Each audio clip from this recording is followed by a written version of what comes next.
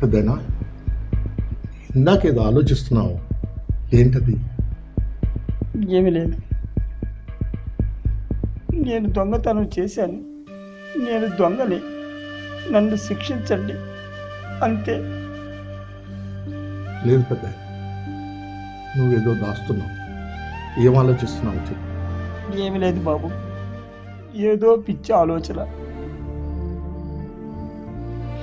మాకు పెళ్ళైన చాలా కాలం బిడ్డలు లేరని ఈ లోకంలో కనపడుతున్న చెట్టుకి, పుట్టకి, రాయికి, రప్పకి మొక్కుంటే వాడు పుట్టాడు.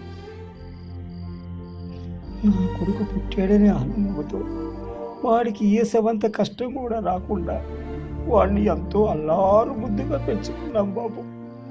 వాడు బాగుండాలి, గొప్పోడు అవ్వాలని మేము పని చేసే దగ్గర ఓవర్ టైం డ్యూటీలు చేసి కష్టపడి వాడిని ఎంతో ప్రయోజకుడిని చేసి గొప్పవాడిని చేశాను బాబు.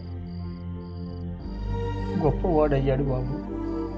ఎంత గొప్పవాడయ్యాడంటే కన్న తండ్రిని జైల్లో పెట్టించి అంత గొప్పవాడయ్యాడు.